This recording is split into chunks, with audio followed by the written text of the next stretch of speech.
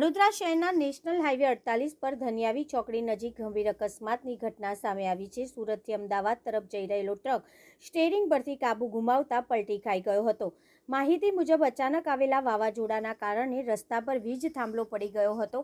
આ થાંભલાથી બચવા માટે ટ્રક ચાલકે સ્ટીયરિંગ ફેરવતા વાહન ઉપરનો કાબુ ગુમાવ્યો અને ટ્રક પલટી ખાઈ ગયો। પલટી મારેલો ટ્રક પાછળથી આવી રહેલી ઇકો કાર પર જઈને પડતા અકસ્માત વધુ ગંભીર બન્યો।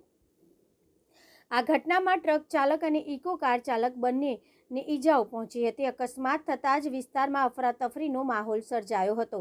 સ્થાનિક લોકો તરત જ મદદ માટે દોડી આવ્યા હતા અને ઇમરજન્સી સેવાઓને જાણ કરવામાં આવી હતી। જાણ થતાં એમ્બ્યુલન્સ તાત્કાલિક ઘટના સ્થળ પર પહોંચી હતી અને ઘાયલોને સારવાર માટે સર સયાજીરાવ જનરલ હોસ્પિટલ ખાતે ખસેડવામાં આવ્યા હતા। ઘટનાની જાણ થતાં પોલીસ પણ ઘટના સ્થળ પર પહોંચી તપાસ શરૂ કરી છે। સમગ્ર બનાવના સીસીટીવી ફૂટેજ પણ સામે આવ્યા છે, જેના આધારે પોલીસે વધુ તપાસ હાથ ધરી છે। कैसे एक्सीडेंट हुआ? रोड से बड़ौदा ही जा रहे थे फोकस में।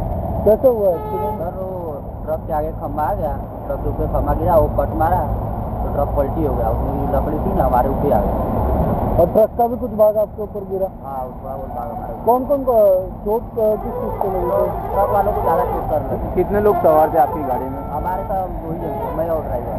किसी को लगा है कुछ जान आने ड्राइवर कुछ? को थोड़ा बहुत लगा है। क्या नाम है आपका? मेरा शिव शक्ति पटेल। शिव शक्ति शिव शक्ति पटेल। पटेल।